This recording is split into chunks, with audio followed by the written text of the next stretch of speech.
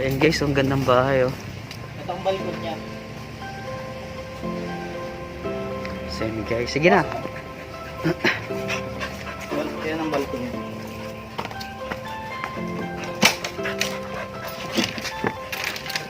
Wow. Yan guys, so, sa gamit pa lang. Ay, sana all.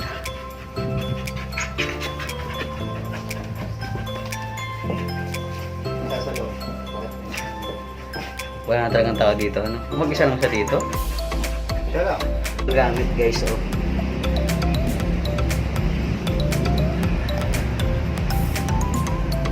Problema, wala na dito nakatira. Kasi yung nakatira dito, unfortunately, sumakabilang buhay na po. So, ayan. Mag-isa lang daw siya dito, sabi ng pinsan kung nakatira. Doktora siya. During COVID pandemic, hindi ko alam kung kailan, yun nga, parang nabuta siya dito. Ano daw po, wala na hininga. So guys, yun naman yung mga gamit, ang ganda-ganda. Guys, sarap umupo dito, sarap tumambay. So tara, ikutin pa natin yung buong bahay. Gusto nyo makita. Tara, labas muna tayo. Dito eh. Ayan, may pateres dito guys oh. Sarap lang ditong mag-inom sila. Ayan, guys oh. Tapos kitang-kita mo yung mountain view guys oh, kung mapapansin nyo. Anong bundok ba yan? Makiling na. By the way, sa mga interesado, binebenta nga pala to. Mamaya, ipapakita ko yung number. Pero hindi pa ako ahente dito. Sa gusto lang bumili. Namamasyal lang po lang kami dito. Yan, may mountain view dun guys. Oh. Papansin. So tara, ikutin pa natin to. Location, Poy Poy by Laguna. Ano to? Ano yan? Holy Basin. Holy Basin. Saan ginagamit? Thai Basin. Ito yung, ano sa atin, tawag nito, ano yung... Albahaka? Albahaka. Oh, guys. Basin. Guest house, since guest naman ako dito, pupunta tayo doon. Ano kayo makakain doon? Pero sure wala kasi wala namang kasing tao na dito.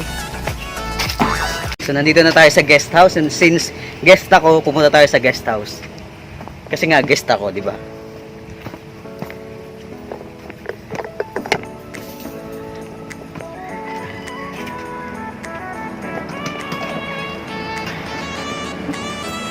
Kasama natin yung ating tour guide. Wow. Parang medyo romantic. Wow. Sa baba. Stick. Irrigation na parang. So dito ako matutulog since guest ako. Hindi, joke lang. Bilang din kami.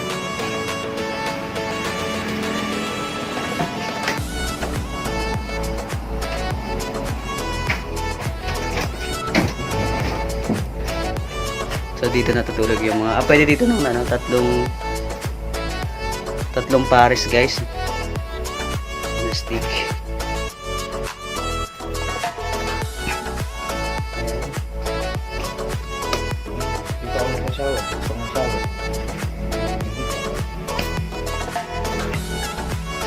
Nakatulog ka na ba dito? Oo.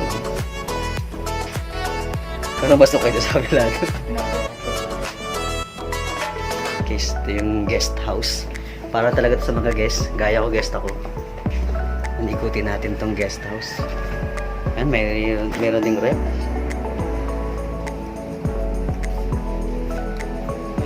Sarap. Tapos may ilog sa baba. Irrigation. Irrigation wala.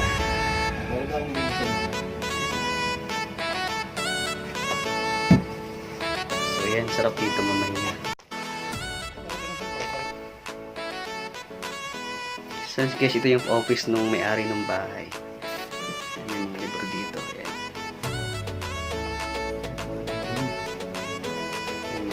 Yung gamit dito na mga itik siguro galing sa iba-ibang bansa kung makapansin nyo. No? Wala nang titira dito. Sabi,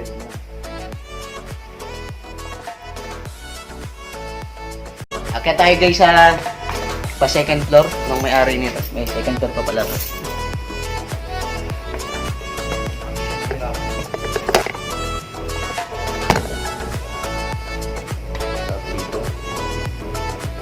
Yun guys, pwede maglagay dito ng gym.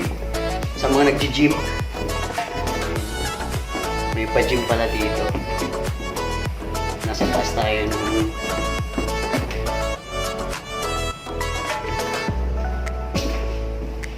So yun, baba na tayo guys. Pinasyal ko lang kayo dito sa second floor.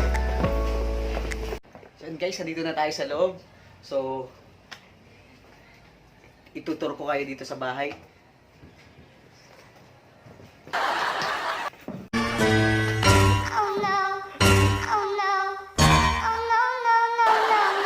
A few moments later. Handa na tayo. Quick tour lang tayo guys.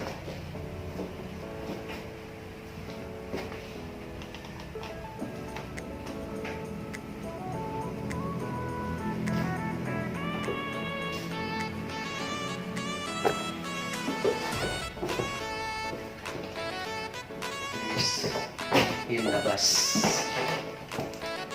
Yung labas kanina. Ito yung pinaka kainan nila. Tawag dito dining table.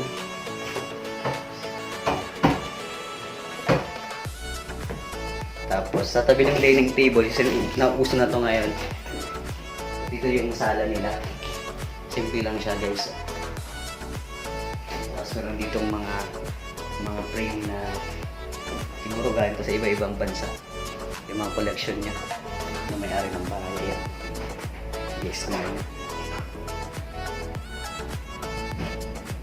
Hindi ko alam kung anong tawag dito. Yes.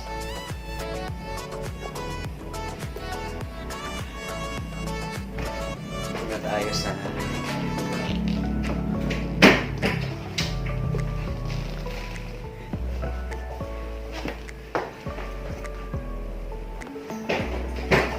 isa lang yun. Base.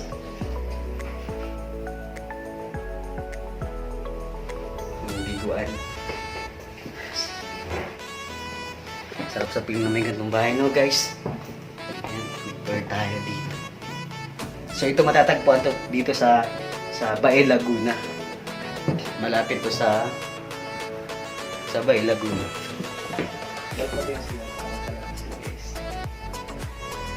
Tapos ayan, dito natutulog. Sa tabi ng tulugan niya merong yung bago matulog naliligo pa ata yung may-ari dito para ito. Ayan, meron jacuzzi.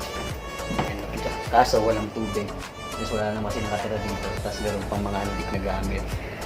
Tapos yan, meron parang kunting pahingahan. Pagkaka-out sa jacuzzi, naliligo siya dito. So guys, sana nag-enjoy kayo sa quick tour natin dito sa Siesta. Hanggang sa susunod kong vlog, this is Dominic Cristobal. Paalam! God bless everyone!